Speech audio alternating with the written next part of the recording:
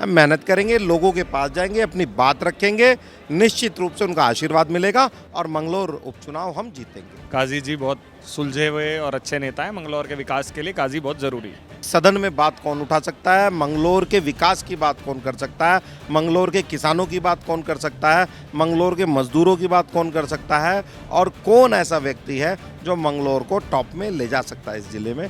मंगलौर विधानसभा का उपचुनाव है, उसे इसी के दृष्टिगत हर जगहों पर कहीं ना कहीं कांग्रेस पार्टी के लोग, बीजेपी के लोग जो भी चुनाव लड़ रहे हैं कोशिश कर रहे हैं कि भाई एक साथ एकत्रित हो जाएं, जितने लोग हमें सबसे अधिक वोट दे सकते हैं वो दें। इसी संदर्भ में रवि बहादुर जी भी आप आए हुए हैं। क्या लगता है कि मंगलौर विधानसभा जीतने की प्रोबेबिलिटी कितनी लग रही है आपको? यार देखिए, प्रोबेबिलिटी तो हमेशा अप एंड डाउन होती है, ये आपको ही पता है। जब हम प्रोबेबिलिटी के क्वेश्चन भी सॉल्व करते हैं तो ऊपर नीचे होती रहती है, बट एक बात निश्चित रूप से तय है कि हम मंगलौर उपचुनाव जीतेंगे। रीज़न विचारधारा है। इसी विचारधारा को लेकर के तो अभी मैंने पूरा दिखाया कि लोकसभा का चुनाव था कि विचारधारा है हम जीतेंगे, विचारधारा हम जीतेंगे। ये कौन सी विचारधारा थी जो हार गई? आपकी बात बिल्कुल ठीक है, पर आपने हरिद्वार लोकसभा की कहाँ बात की थी? जब भी आपने देश की बात की थी, जब भी हमने कहा था एक विचार। मैंने हरिद्वार लोकसभा की बात की थी और ओपनली बोला था, मैंने बोला था पांचों की पांचों सीटें जीतने वाले हैं क्या? पांचों सीट की कोई बात नहीं हुई थी ना। मैं इतना बड़ा नेता हूं जो पांचों सीटों पे आपको ज्ञान देता, या मैं अपना राय मशवरा रख देता। उस वक्त ही देश की बात थी, और शायद आप भूल गए, मैंने कहा था कि राम ही, प्रभु श्री राम ही बताएंगे कि क्या होगा, और देखो वो हुआ है। अयोध्या हारे हैं, पूर्ण बहुमत नहीं आया है, चित्रकूट हारे हैं, ऐसी अनेक जगह हैं जहाँ हारे हैं, नासिक हारे हैं। देखो, जो हमने कहा था वो कहीं ना कहीं सत्य हुआ। क्यों? क्योंकि हम जो बोल रहे हैं वो विचारधारा की बात है। फिर आज यहाँ भी विचारधारा। अब ये इनका यार स्ट्रैटेजी क्या है आपका विचारधारा क्या है? आप किस बिहाफ पे चुनाव लड़ने जा रहे हैं? क्या आप पे पूरे प्रदेश में कैंडिडेट नहीं रहा था जो आप बाहर से कैंडिडेट लेके आए? ये सवाल तो जब लोग सवाल लड़ रहे थे तब पर भी लोगों ने कहा था कि भाई इन्हीं का बेटा क्यों लड़ रहा है, कोई और लड़ लेता। तो ये सारे विषय तो चलते रहेंगे। मेन चीज़ है एक होता है स्टेट, एक होता है अदर स्टेट। देखो, ये आप इस बार इस चीज़ को आप एग्री नहीं कर सकते। दोनों चीज़ें भिन्न हैं।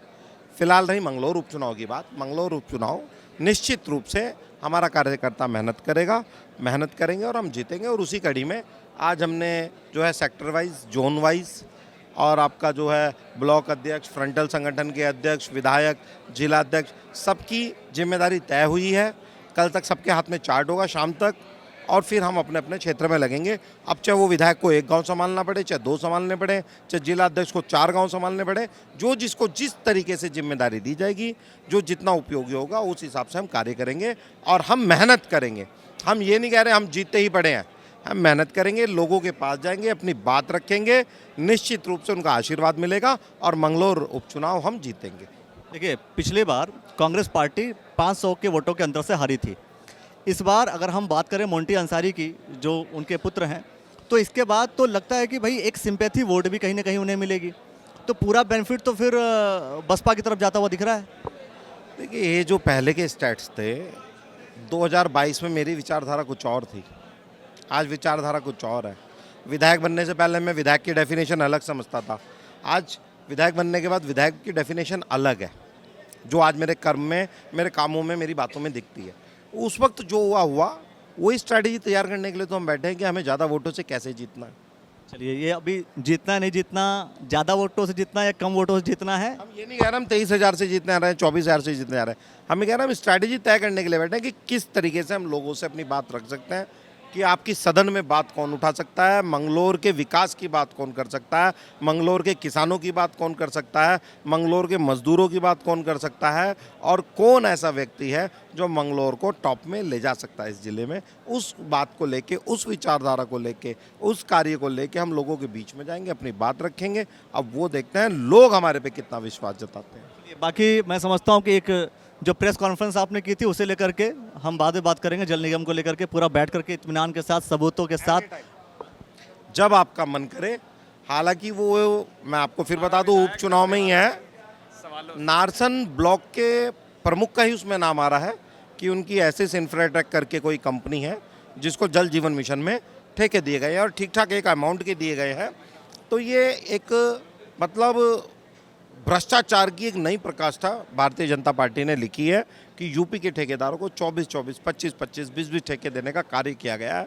और ये जो डेडलाइन अभी तक जल जीवन मिशन का काम तय नहीं हुआ, इसका कारण भी यही है कि जब एक आदमी को तुमने 24 ठेके दे दिए, वो एक टाइम में पैरेलल वर्क कितना कर लेगा? ज़्यादा से ज़्यादा 3 गाँव या 4 गाँव, और वो काम करने में भी उसको 4-5 महीने लगेंगे। मतलब आप नाम बता सकते हैं किस बहुत सारे नाम मैंने प्रेस में बताए थे। किसका? थे मेरठ के ऑलमोस्ट अधिकतर जो ठेकेदार हैं, जो 24-24 काम लेके बैठे हुए हैं, वो गुप्ता है, कोई अनिल गुप्ता है, कोई इस तरीके के ठेकेदार हैं। वो आप भी वर्क कीजिए ना, मैंने आपको ना आपके साथ पूरा बैठते हैं, बैठ करके पूरी पूरी पूरी पूरी चर्चा करेंगे और चर्चा करके पूरा देखेंगे कि भाई क्या क्या है, पूरे सबूतों के साथ। मंगलौर क्या लगता है आपको? रुड़की की तैयारी, रुड़की की बात तो हम करते रहेंगे। हम आवश्यक रूप से जीत रहे हैं। काजी जी बहुत सुलझे हुए और अच्छे नेता हैं। मंगलौर के विकास के लिए काजी बहुत ज़रूरी है।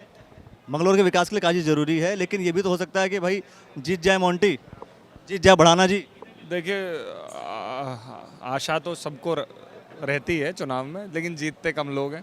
आशा तो 400 पार की थी। और आशा तो आपके कांग्रेस नेता को जो है, जो प्रत्याशी थे आपको, उनको भी आशा थी कि वो जीतने वाले हैं। अभी स्पीकर जिताने के लाले पड़े हुए हैं। आशावादी नहीं होना। देखिए, मैं आपको ग्राउंड रिपोर्ट बताऊं, काजी जी बहुत एजुकेटेड पर्सन हैं, बहुत नॉलेजेबल पर्सन हैं। मंगलौर को सौभाग्य है मंगलौर का कि वो यहाँ से आते हैं, और वो अगर सदन में जनता कई बार ये कहती है कि यार 2 ही लोग हैं, एक कभी हाजी जी के परिवार का, कभी काजी जी, कभी हाजी जी के परिवार, यही चलता रहता है। तो जनता ये भी कह रही है कि भाई इनसे भी कुछ अलग चाहिए, हो सकता है बढ़ाना जी के पास चले जाएं। नहीं, ऐसा नहीं है। मुझे नहीं है, ऐसी आशा नहीं है। बढ़ाना जी यहाँ से चुनाव तो आवश्यक रूप से लड़ रहे हैं, लेकिन वो रेस में भी नहीं है। काजी जी इस टाइम बहुत आगे चल रहे हैं। लोगों का जन समर्थन उनके साथ है, भावनाएं उनके साथ हैं, और मंगलौर की आवाज़ वो सदन में ज़रूर रखेंगे। आप देखिएगा। देखिए, ये होता क्या है, ये तो खैर आहिस्ता आहिस्ता जब रिजल्ट आता रहेगा तो सब कुछ आपको पता चलता रहेगा, और हम आपको सारी जो ग्राउंड की कवरेज है वो दिखाते रहेंगे, नेता से भी मुलाकात कराते रहेंगे। आप क्या कुछ कहना चाहते हैं वो कमेंट सेक्शन में बताइए। क्या लगता है आपको कि मंगलौर विधानसभा आखिर जीतेगा कौन? बीजेपी, कांग्रेस या बसपा? कमेंट्स जरूर कीजिए। देखते रहिए द न्यूज़ वाला नेटवर्क।